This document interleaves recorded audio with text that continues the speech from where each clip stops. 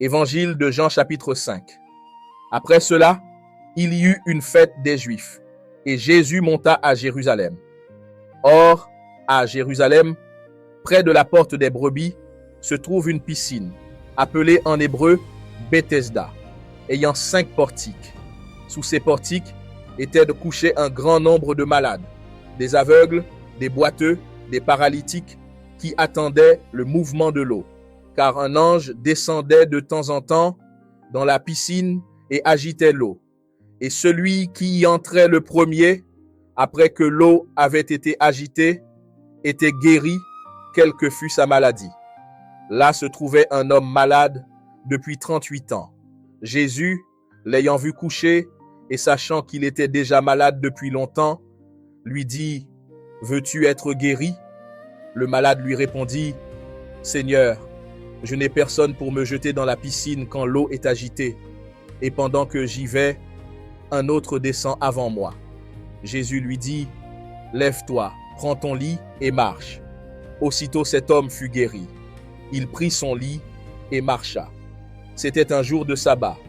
Les Juifs dirent donc à celui qui avait été guéri : « C'est le sabbat.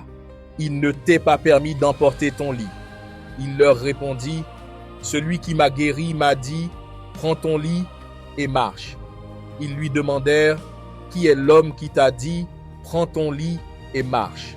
Mais celui qui avait été guéri ne savait pas qui c'était, car Jésus avait disparu de la foule qui était en ce lieu. Depuis, Jésus le trouva dans le temple et lui dit : « Voici, tu as été guéri. Ne pêche plus, de peur qu'il ne t'arrive quelque chose de pire. » Cet homme s'en alla et annonça aux Juifs que c'était Jésus qui l'avait guéri. C'est pourquoi les Juifs poursuivaient Jésus, parce qu'il faisait ces choses le jour du sabbat. Mais Jésus leur répondit : « Mon Père agit jusqu'à présent. Moi aussi, j'agis. » À cause de cela, les Juifs cherchaient encore plus à le faire mourir, non seulement parce qu'il violait le sabbat, mais parce qu'il appelait Dieu son propre Père, se faisant lui-même égal à Dieu. Jésus reprit donc la parole et leur dit : « En vérité, je vous le dis, le Fils ne peut rien faire de lui-même. Il ne fait que ce qu'il voit faire au Père. Et tout ce que le Père fait, le Fils aussi le fait pareillement. Car le Père aime le Fils et lui montre tout ce qu'il fait. Et il lui montrera des œuvres plus grandes que celles-ci, afin que vous soyez dans l'étonnement. Car, comme le Père ressuscite les morts et donne la vie, ainsi le Fils donne la vie à qui il veut. Le Père ne juge personne, mais il a remis tout jugement au Fils, afin que tous honorent le Fils, comme ils honorent le Père. Celui qui n'honore pas le Fils n'honore pas le Père qui l'a envoyé.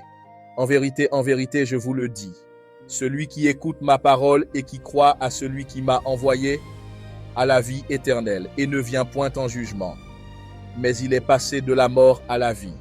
En vérité, je vous le dis, l'heure vient, et elle est déjà venue, où les morts entendront la voix du Fils de Dieu, et ceux qui l'auront entendu vivront.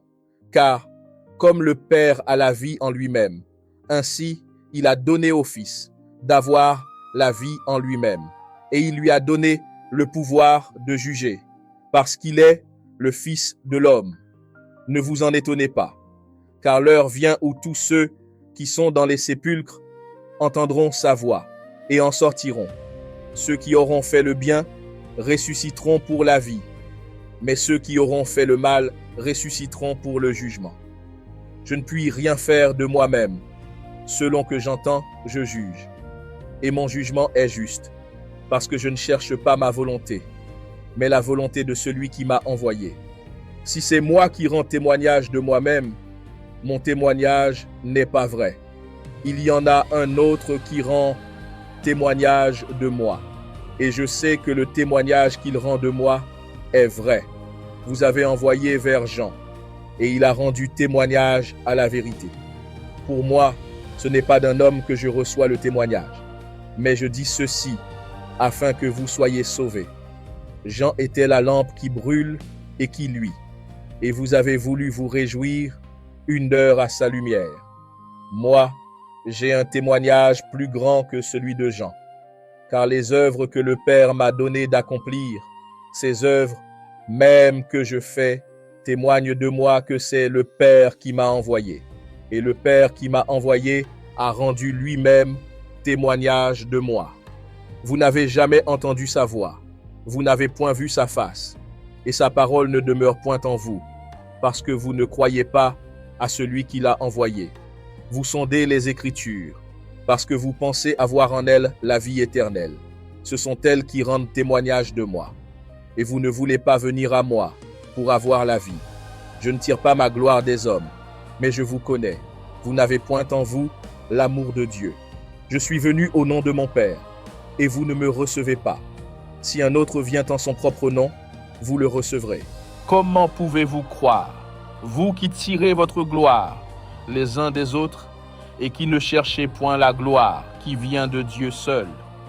Ne pensez pas que ce soit moi qui vous accuserai devant le Père. Celui qui vous accuse, c'est Moïse, en qui vous avez mis votre espérance. Car si vous croyez Moïse, vous me croiriez aussi, parce qu'il a écrit de moi. Mais si vous ne croyez pas à ses écrits, comment croirez-vous à mes paroles?